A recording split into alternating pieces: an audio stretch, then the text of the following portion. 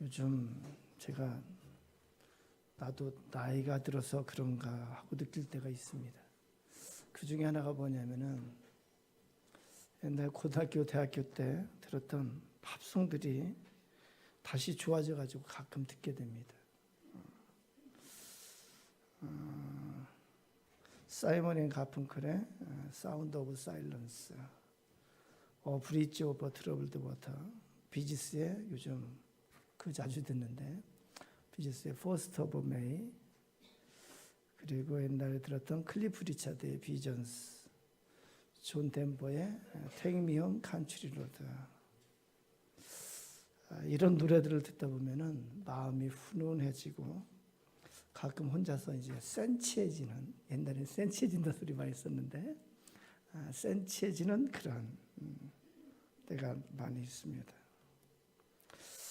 제가 옛날에 어떤 강의를 들으면서 인생에서 60대는 이렇게 수렴하는 시기라고, 수렴하는 시기라고, 60대 이후는 인생을 이렇게 정리하면서 수렴하는 단계라고 그렇게 들었는데 그런 것 같다 이런 생각이 듭니다.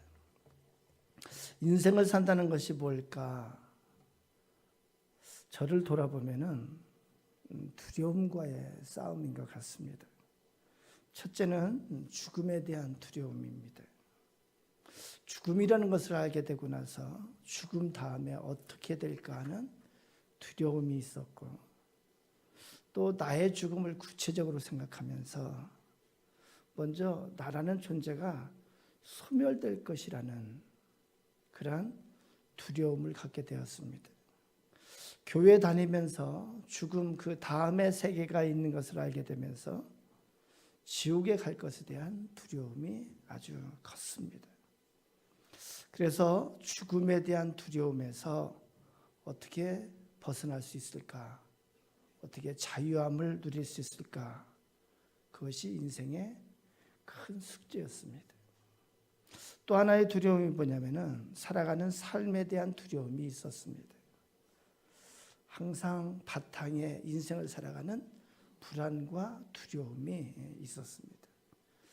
사고에 대한 두려움이 있었고, 경제적인 두려움이 있었고, 그래서 궁핍에 대한 두려움, 노후의 삶에 대한 두려움이 있었고, 불확실한 미래에 대한 두려움이 있었고, 실패에 대한 두려움이 있었고, 항상 잘못될 것에 대한 두려움이 있었습니다. 가장 큰 두려움은 인간관계에 대한 두려움이 있었던 것 같습니다. 거부당할 것에 대한 두려움이 있었고, 무시당할 것에 대한 두려움이 있었고, 그리고 항상 어떻게 대해야 되나, 사람관계를 어떻게 해야 되나, 어떻게 말해야 하나, 어떻게 행동해야 되나, 무엇보다도 관계에 대해서 두려움이 있었던 것 같습니다. 항상 열등감에, 불편함에 시달리는 그런 인생인 것 같았습니다. 항상 보통 한 10년 하면은 전문가가 될 수도 있을 텐데, 인생이라는 것은 항상 살아도 서툴고 항상 낯설고, 핵심은 이런 것 같아요. 어떻게 살아야 하는가? 우리가 인생을 사는 인생을 살아가는데 정답이 없다고 말하지만, 과연 정답이 없는 것인가? 인생을 어떻게 살아야 되는가 하는 정답이 없는 것인가요? 어떻게 사는 것이 올바로 사는 것인가? 그래서 살아가는 것에 대한 두려움에서 어떻게 자유할 수 있을까? 이것이 인생을 살아가는 숙제 중에 하나인 것 같습니다. 어떻게 여러분은 잘 해결되고 있습니까?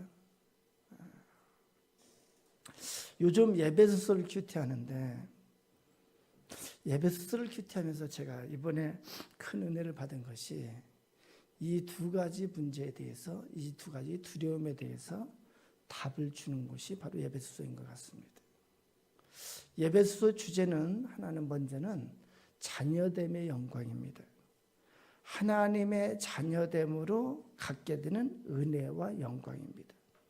구원받은 자의 은혜와 영광입니다. 두 번째는 교회됨의 영광입니다. 구원받은 자로서 그리스도의 몸인 교회의 일원이 되고 교회의 지체가 되고 교회를 세워나가는 자가 됨으로 말미암아 받게 되는 은혜와 영광에 대해서 에베소서는 기록하고 있습니다. 그리스도인이 된다는 것이 뭘까? 에베소서를 통해서 다시 한번 살펴보면은 그리스도인이 된다는 것은 먼저 거듭난다는 거예요. 중생하는 거예요. 구원받았다는 것이고 하나님의 자녀가 되는 것이고 천국 백성이 되는 것입니다. 그런데 그리스도인이 된다는 것은 여기에서 그치는 것이 아닙니다. 그리스도인이 된다는 것은 교회가 된다는 거예요. 주님의 몸된 교회의 일원이 되는 것까지 포함해서 그리스도인이 되는 것이라고 성경은 말하고 있습니다. 교회를 세우는 자가 된다라는 의미가 있어요. 이것이 그리스도인이라고 말하고 있습니다. 에베소서 4장 13절 16절을 우리 한번 읽어봤으면 좋겠습니다. 우리가 지난주에 큐티한 건데 에베소 4장 13절 16절 같이 읽습니다. 시작. 우리가 다 하나님의 아들을 믿는 것과 아는 일에 하나가 되어 온전한 사람을 이루어 그리스도의 장성한 분량이 충만한 데까지 이르리니 이는 우리가 이제부터 어린아이가 되지 아니하여 사람의 속임수와 간사한 유혹에 빠져 온갖 교훈의 풍조에 밀려 요동하지 않게 하려 함이라. 오직 사랑 안에서 참된 것을 하여 범사에 그에게까지 자랄지라. 그는 머리니 곧 그리스도라. 그에게서 온 몸이 각 마디를 통하여 도움을 받음으로 연결되고 결합되어 각 지체의 분량대로 역사하여 그 몸을 자라게 하며 사랑 안에서 스스로 세우느니라. 아멘. 이게 핵심인 것 같습니다. 여기 보면 그 몸을 자라게 하며, 이건 교회예요. 사랑 안에서 스스로 세우느니라. 13절에 이런 말씀이 있습니다. 그 아들을 믿는 것과 아는 일에 하나가 되어 온전한 사람을 이루어. 온전한 사람, 온전한 신앙인은 어떻게 될 수 있는가? 그것은요, 믿는 것과 아는 일에 하나가 될 때 가능하다고 말합니다. 믿는 것은 뭘까요? 믿는 것은 신앙 고백이에요. 예수님을 나의 그리스도로, 나의 주로 고백하는 신앙. 거듭남의 신앙 체험, 구원받음의 신앙 체험, 하나님의 자녀됨의 신앙 고백, 천국 백성됨의 신앙 고백, 이것이 믿는 거예요. 믿는 거. 이때 죽음의 두려움에서 자유의 해방을 얻게 되는 것을 성경은 말하고 있습니다. 그런데 그것으로 끝나지 않습니다. 아는 일에 하나가 되는 거예요. 이 아는 일은 신앙이 삶 속에서 체험되는 거예요. 삶 속에서 신앙이 나타나는 거예요. 이제는 하나님의 말씀대로 사는 거예요. 저는 오랫동안 하나님의 성경을 착각한 적이 있어요. 이제 구원의 거듭남의 체험을 하고 이 성경은 구원받는 그 복음, 하나님의 거듭남의 그 은혜를, 그 과정을 이렇게 설명하는 것이라고 착각했는데 그렇지가 않습니다. 이 성경 말씀은 바로 아는 일, 신앙이 삶 속에 나타나는 것에 대해서 하나님의 말씀대로 사는 것이 어떻게 사는 것인지, 어떻게 되는 것인지. 성경은 다시 말하면은 이 세상을 올바로 사는 것에 대한 가르침을 주는 것이 또한 성경입니다. 예를 들어서 에베소서 4장 1절 3절에 이렇게 말합니다. 그러므로 주 안에서 갇힌 내가 너희를 권하노니 너희가 부르심을 받은 일에 합당하게 행하여 모든 겸손과 온유로 하고 오래 참음으로 사랑 가운데서 서로 용납하고 평안에 배는 줄로 성령이 하나 되게 하신 것을 힘써 지키라, 이렇게 말합니다. 여기에 너희가 부르심을 받은 일이야. 부르심을 받은 일이 뭐예요? 바로 믿는 것입니다. 구원받은 자 그리스도인 교회의 지체로서 합당하게 행하는 일이 있다, 이렇게 말씀하는 거예요. 그리스도인이라면은 바로 합당하게 당연하게 행해야 되는 것이 있다. 그것은 뭐냐면은 모든 관계 가운데서, 특히 교회 안의 관계 가운데서 겸손과 온유로 하고 오래 참음으로 사랑 가운데 서로 용납하고 하나 되게 하신 것을 힘써 지키라. 이것이 마땅하다고 말씀하는 거예요. 이것이 신앙생활이에요. 이것이 그리스도인이 되는 길이에요. 이것이 바로 믿는 것과 아는 일에 하나 되는 것이라고 성경은 그렇게 말합니다. 겸손이 뭘까요? 겸손은 나보다 남을 낮게 여기는 마음이에요. 아멘, 할렐루야. 온유는 뭐예요? 자기 중심적으로 주장하고 다투는 마음을 버리는 거예요. 온유는 본래적인 의미로 말씀드리면은 야생마가 지멋대로 날뛰는, 지멋대로 주장하며 사는 야생마가 훈련이 되어서 준마가 되는 것이 바로 온유함이에요. 여러분에게 온유함의 열매가 있기를 축원합니다. 한번 봐요. 저를 한번 봐요. 아직도 야생마 길길이 날뛰는 야생마가 훈련되고 다듬어져서 준마가 되는 것이 바로 온유함이에요. 오래 참음은 다른 사람의 행위에 대해서, 다른 사람의 모습에 대해서 즉각 대응하지 않고 기다리는 거예요. 용납은 뭐냐면은 다른 사람의 실수와 잘못을 추궁하지 않고 용서하는 마음, 넓은 마음이에요. 이러한 덕목은 성경에서 그리스도인으로서 합당하게 가져야 되는 것이다. 이것이 아는 일이에요.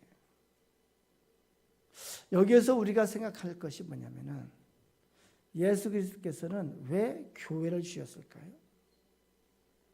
왜 십자가를 빚고 거듭남으로 천국 백성이 되면은 그렇게 그 다음에 살아가게 놔두지 않고 왜 교회를 주셨을까요? 그리스도인이면은 당연히 교회에 속한 자로서 그렇게 살아가도록 하셨을까요? 어떤 바둑 기사가, 제가 옛날에 들은 얘기, 대학 때 바둑대에 나가서 계속 깨지기만 해요. 어느 날 내가 이대로 살 수 없다고 결심을 합니다. 그래서 계룡산에 들어가요. 바둑책을 열심히 이제 공부하기 위해서 각종 기보들을 다 가지고 저기 계룡산에 들어갔어요. 3년 동안 열심히 공부하고 내려왔습니다. 내려오는데 가슴이 뿌듯한 거예요.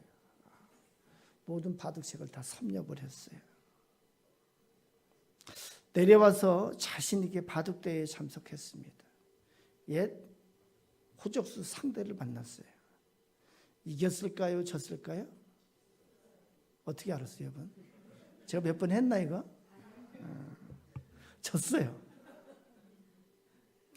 무슨 얘기냐면은 지식적인 성취 같은 것은 혼자서 해도 돼요. 공부하고 이렇게 지식적인 성취를 혼자 해도 되는 것이 있습니다. 근데 예를 들어서 태권도 실력을 혼자서 열심히 뭐 이렇게 발차기하고 혼자서 열심히 한다고 그래가지고 이게 상대하고 맞붙어서 하는 실력이 그렇게 늘어날까요? 한계가 있어요. 이 상대 대련하는 실력은 대련을 통해서 이렇게 얻어지는 그러한 실력이 됩니다. 그래서 바둑은 실전이 중요해요. 여러분 바둑 도와봤는지 몰라도 이게 바둑은 두면서 이렇게 훈련이 되고 이렇게 실력이 드러나는 거예요. 혼자서 하는 것이 아닙니다. 상대가 있는 거예요. 그래서 강한 상대 만나서 훈련받으면서 실력이 향상되는 거예요. 신앙생활도 마찬가지예요. 혼자서 말씀 묵상을 깊이 하고 기도를 깊이 하고 하나님의 은혜를 깊이 체험하는 것이 필요해요. 아주 필요합니다. 그런데 성경에서는 이렇게 믿음의 그러한 이렇게 길을 주셨고 또 하나는 교회를 주셨어요. 그것은 인간 관계 속으로 들어와야지 성숙한 인격이 나올 수 있기 때문에 그렇게 주신 거예요. 혼자서 말씀 묵상을 깊이 하고 기도를 산소에 가서 기도를 40일 금식 기도를 하고 데려왔어요. 근데 집에 와가지고 바가지를 긁는 부인이 또 바가지를 긁었을 때 거기서 성숙한 인격이 나올까요? 안 나와요. 혼자서 해가지고 이게 성숙한 인격이 안 나와요. 무슨 말씀이냐면은 겸손과 온유와 오래 참음과 용납한 거, 이런 것들은 혼자서 열심히 하고 혼자서 은혜를 받고 구원받았다고 해서 저절로 되어지는 것이 결코 아니라는 거예요. 이러한 인격의 열매들은, 인격의 변화들은 관계 가운데서 훈련되면서 나타나는 은혜라고 성경은 우리에게 가르쳐주고 있습니다. 그래서 교회를 주셨습니다. 믿는 것과 아는 일에 하나가 되어 온전한 사람을 이루어 온전한 신앙인이 되게 하기 위해서 교회를 주셨습니다. 성령의 열매, 우리 같이 한번 읽어볼까요? 성령의 열매 시작. 사랑과 희락과 화평과 오래 참음과 자비와 양선과 온유와 충성과 절제니. 이것이 그리스도인의 인격입니다. 이 인격은, 이러한 그리스도인의 인격, 성령의 열매는 혼자서 되는 것이 아니고 관계 가운데서 훈련을 통해서 성장하는 인격이 될 수 있다고 성경은 우리에게 가르쳐주고 있습니다. 교회 공동체는 그래서 고슴도치 무리와 같다고 생각을 합니다. 고슴도치가 이렇게 가시가 이렇게 다 있어요. 고슴도치가 서로 가까이 하면은 찌를까요? 안 찌를까요? 찔리겠죠, 당연히. 그래서 가까이 하면은 아픔이 있고 갈등이 있어요. 정말 갈등에 대해서 얘기했는데, 근데 그것이 싫다고 한겨울에 이게 옆에 누가 있으면 이게 아프고 갈등이 있어서 그게 싫다고 어떤 고슴도치 하나가 혼자 한겨울에 그 추위에 혼자서 길을 간다면은 어떻게 될까요? 얼어 죽습니다. 그래서 동사하게 됩니다. 어떻게 해야 돼요? 서로 부대끼면서 찔르지만 같이 할 때 같이 살 수가 있는 거예요. 제가 이제 듣기만 했는데 그 북극이나 남극에 펭귄들이 그렇게 한대요. 그 추위에 수천 마리의 펭귄들이 같이 이렇게 한 무리가 돼가지고 외부를 둘러싸고 같이 가운데 이렇게 있으면은, 그리고 바깥에는 번갈아 가면서 서로 바깥에 있으면은 이 한 가운데는 온도가 36도, 37도까지 올라간대요. 맞아요? 예. 그렇게 해서 그들이 이렇게 북극 남극 생활을 한다고 들었습니다. 교회 공동체는 어떻게 보면은 온전하지 못한 사람들의 모임이에요. 세상에서 병원에 가면은 병원이 건강한 사람들이 아니고, 예수님께서도 말씀하셨처럼 병원에 가면은 왜 이렇게 다 건강해지는 곳인데 가보면 다 환자들만 있어요. 그렇죠? 교회는 서로가 온전치 못한 사람들의 모임인 것을 서로가 인정해요. 자신이 온전하고 자신이 의롭다고 생각하는 사람은 신앙생활하기가 참 어렵습니다. 그래서 교회는 그 안에 갈등과 아픔이 있습니다. 그러나 같이 교회를 세워나가면서 같은 말, 같은 뜻을 가지면서 서로 성장하는 거예요. 이것이 믿는 것과 아는 일에 하나가 되는 것이라고 성경은 말하고 있습니다. 그러한 신앙생활 가운데 어떤 은혜가 있을까요? 어떤 은혜가 있냐면은 14절에 보면은 비로소 사람의 속임수와 간사한 유혹에 빠져 온갖 교훈의 풍조에 밀려 요동하지 않게 하려 함이라. 이건 뭐냐면은 비로소 세상의 교훈과 세상의 사상과 세상의 가르침에 흔들리지 않고 이제는 뭐예요? 그렇게 이게 교회를 통해서 체험이 되면서 깨닫게 되는 것이 뭐냐면은 하나님의 말씀이 진리인 것을 깨닫게 돼요. 하나님의 말씀대로 사는 것이 참되게 사는 것임을 깨달았게 돼요. 인생을 어떻게 살아야 하는지, 인생을 올바르게 사는 것이 무엇인지 깨닫게 되는 거예요. 이것이 온전한 사람을 이루어 온전한 신앙인이 된다고 이렇게 말합니다. 다윗이 고백을 합니다. 시편 119편 105절에 보면은 주의 말씀은 내 발의 등이요 내 길의 빛이니이다.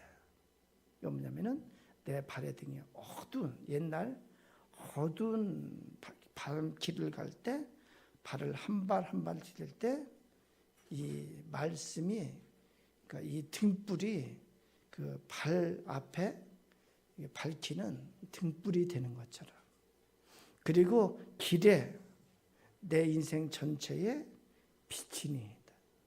그래서 주님의 말씀이 비로소 나의 인생에 한 걸음 한 걸음 매일매일의 삶의 등불이 되고 주님의 말씀이 내 인생의 빛이니이다. 이렇게 고백하는 그런 은혜가 있는 줄로 믿습니다. 그렇게 보면은 성경에서 가르쳐주는 세상 사는 방법이 올바른 방법이에요. 이것이 참된 길이고 성경에서 가르쳐주는 세상 사는 방법이 이것이 세상을 올바로 제대로 사는 그런 길인 것을 우리가 알 수 있습니다. 이렇게 말씀에 의해서 살 때 어떤 은혜가 있냐면은 요한복음 14장 27절에 이런 말씀이 있습니다. 우리 같이 한번 읽어볼까요? 읽습니다. 시작. 평안을 너희에게 끼치노니 곧 나의 평안을 너희에게 주노라. 내가 너희에게 주는 것은 세상에 주는 것과 같지 아니하니라. 너희는 마음에 근심하지도 말고 두려워하지도 말라. 예수님께서 이렇게 살 때 우리에게 주시는 은혜가 세상을 두려워하지 않는 평안을 주신다고 그렇게 말합니다. 말씀에 굳게 설 때에 주는 평안이 뭐냐면은 세상을 살아가는데 두려움이 없는 삶이 되는, 세상을 살아가는데 두려움이 없는 평안을 주시겠다고 말씀합니다. 여러분에게 이런 은혜가 있기를 축원합니다. 많이 애를 써보지만, 저도 많이 애를 써봤지만 사회적인 지위, 지식적인 것, 재물, 그것을 가지고 두려움을 이길 수 있을까? 결코 되지가 않습니다. 자녀됨의 영광, 교회됨의 영광, 그것이 세상을 이길 수 있는, 세상의 두려움을 이길 수 있는 능력이 되는 줄로 믿습니다. 믿는 것과 아는 일에 하나가 되는 신앙인, 말씀대로 사는 것이 뭔가 체험하는 그런 신앙인, 그리 살 때 두려움이 없어질 줄로 믿습니다. 이제 본문으로 들어갑니다. 어떤 목자에게 100마리의 양이 있었습니다. 목자는 100마리의 양을 돌보면서 그들의 필요를 공급했습니다. 한 명의 목자가 100마리의 양을 골고루 돌보는 것은 여간 어려운 일이 아닙니다. 목양하다 보면은 손이 덜 가는 양이 있고요, 지나치게 손이 많이 가는 양이 있을 수 있습니다. 간혹 손이 미치지 못하는 양도 있을 수 있습니다. 어느 날 이 목자에게 문제가 발생했습니다. 언제부터인지 모르지만 양 한 마리가 눈에 띄지 않습니다.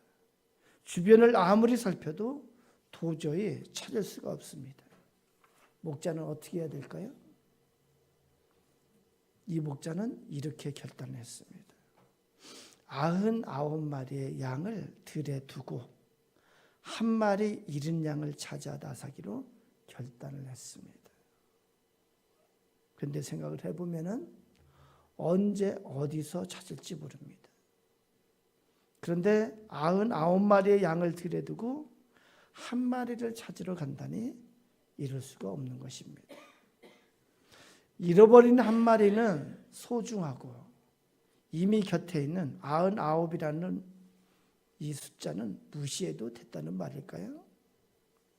99마리 입장에서 보면은 우리는 무언가 이렇게 생각할 수가 있습니다. 우리는 어찌 되어도 좋단 말인가 기가 막힐 수가 있습니다. 목자가 99마리를 두고 간 곳은 들판입니다. 황량한 들판입니다. 들이라는 곳은 보호벽이 뚫린 곳이라는 의미입니다. 쉽게 말하면 맹수들의 공격이나 도적들이 올 수 있는 아주 위험천만한 곳입니다. 잃은 양 한 마리를 찾기보다는 지금 곁에 있는 99마리를 더 잘 챙기는 것이 낫지 않겠는가. 이 99마리를 두고 한 마리 양을 찾아서 떠난 것은 무모한 결정 같습니다. 목자가 이런 사실을 알고 있을 텐데 이 목자는 왜 이런 결정을 했을까요? 이 비유는 1대 99의 이 대비를 말씀하시려는 것이 아닙니다.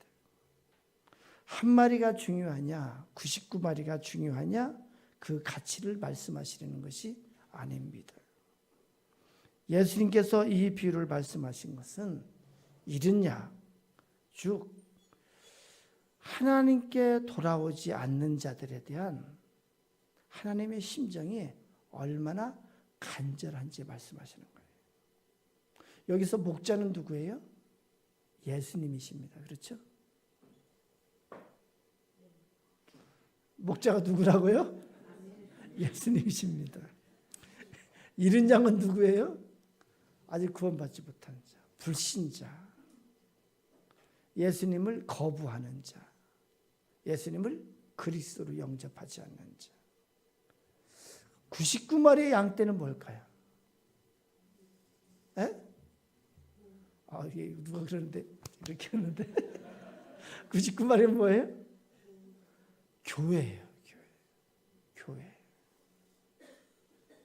99마리 하나하나가 전에는 잃은 양이었어요. 그러나 예수 그리스도를 믿고 영접하며 양무리 가운데 속하고 교회가 되었습니다. 이 말씀을 통해서 우리에게 주시는 것은 예수님께서 이 땅에 오신 것은 첫째는 잃은 양을 찾으러 오셨어요. 동시에 교회를 세우러 오셨습니다. 누가복음 15장의 비유가 세 가지 있는데 잃은 양의 비유, 잃은 드라크마의 비유, 그다음에 집을 나간 탕자의 비유가 있습니다. 잃은 양에는요 99마리의 양떼가 있었어요. 잃은 드라크마 비유에는 10개의 세트 중에 하나가 그 자리를 이탈한 거예요. 집 나간 탕자에게는 집이 있고 형제가 있어요. 무슨 얘기냐면은 교회 밖에 잃은 양이라는 것은 교회 밖에 그 잃은 양은 교회 안에 있어야 할 자리가 있다는 거예요. 예수님께서는 그 잃은 양을 찾아서 그 자리에 채우시기 위해서 오셨다는 것을 의미하고 있습니다. 목자가 잃은 양을 찾은 다음에 그 다음에 어디로 올까요? 잃은 양 한 마리를 찾았어요. 어디로 데려올까요? 99마리 교회로 데려와요. 다 봤습니다. 그 99마리 그 양떼 속으로 데리고 옵니다. 그래서 그 양떼 안에서 더 이상 밖으로 나가지 않도록 그 양떼 안에서 보호받고 그 양떼 안에서 같이 어울리도록 그렇게 데려오는 거예요. 이것이 교회예요. 교회는 어떤 곳이에요? 예수님께서 들에 세우셨어요. 이 세상의 풍조와 이 세상의 위협과 이 세상의 흔드는 것과 이 세상의 교훈과 사상 가운데서 굳건히 서 있어야 되는 것이, 예수 그리스도를 목자로 모시고 굳건히 서 있어야 되는 것이 바로 교회인 것을 또한 가르쳐 주십니다. 교회는 예수 그리스도를 목자로 하는 것이에요. 요한복음 10장에 보면은 그래서 이 양떼가 목자의 목소리만 듣는다고 말해요. 요한복음 10장 10절에 보면은 이렇게 기록합니다. 도둑이 오는 것은 도둑질하고 죽이고 멸망시키려는 것뿐이요, 내가 온 것은 양으로 생명을 얻게 하고 더 풍성히 얻게 하려는 것이라. 아멘. 예수 그리스도께서 이 땅에 오신 것은 양으로 생명을 얻게 하고 더 풍성히 얻게 하려는 것이라. 도둑은 누구예요? 사탄이에요. 아까 임수현 집사님 기도해 줬지만 불순종의 아들 가운데서 역사하는 영이고, 그리고 공중의 권세 잡은 자이고, 오늘 오후 목장 시간에 배울 예정입니다. 교회는 어떤 곳이냐면은 예수 그리스도께서 목자가 되시는 거예요. 그래서 이 교회를 통해서 생명을 얻게 되고 더 풍성히 얻게 되는 것이 바로 교회라고 가르쳐주고 있습니다. 교회는 이 세상 들에 세워진 예수 그리스도의 몸입니다. 그래서 주님께서 원하시는 것은 이 교회가 든든히 세워져서 목자가 신뢰하며 들판에 두고 잃은 양을 찾으러 갈 수 있도록 그렇게 교회가 세워지기를 원하시는 거예요. 이 양떼가 든든하지 못하면은, 이 양떼가 든든하지 못해가지고 언제 흩어질지 모르고 불안하다면은 목자가 잃은 양을 찾아 떠날 수가 없을 것입니다. 그리고 이 양떼가 이렇게 든든히 세워지지 못하면은 이 목자가 잃은 양을 찾아서 이 양떼에 맡길 수도 없을 거예요. 그래서 교회는 든든히 세워져서 목자가 마음껏 잃은 양을 찾으러 나설 수 있어야 됩니다. 교회는 든든히 세워져서 목자가 그 잃은 양을 맡길 수 있어야 합니다. 우리는 모두 그리스도의 몸된 교회의 지체입니다. 그래서 우리의 책임은 교회를 세워야 되는 책임이 우리에게 있습니다. 우리가 한 사람 한 사람 연결되어서 교회를 세워나가는 것이 우리의 책임입니다. 사랑하는 여러분, 목자의 심정을 말하고 있습니다.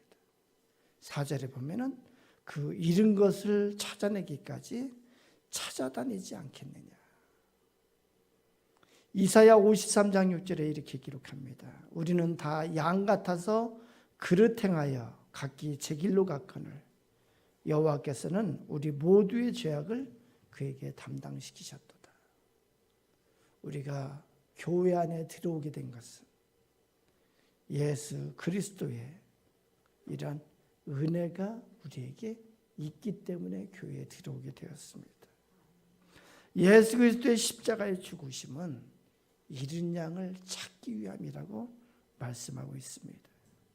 5절 6절에 이렇게 기록합니다. 또 찾아낸 즉 즐거워 어깨에 메고 집에 와서 그 벗과 이웃을 불러 모으고 말하되 나와 함께 즐기자 나의 잃은 양을 찾아내었노라. 사랑하는 여러분, 주님께서 십자가에 죽으시면서 교회를 세워주셨어요. 우리 하나교회를 우리에게, 여러분에게 맡겨주셨습니다. 우리 교회를 든든히 세울 것으로 믿고 우리에게 맡겨주셨습니다. 교회가 든든하게 세워지는 것은 믿는 것과 아는 일에 하나가 됨을 통해서 교회가 세워질 수가 있습니다.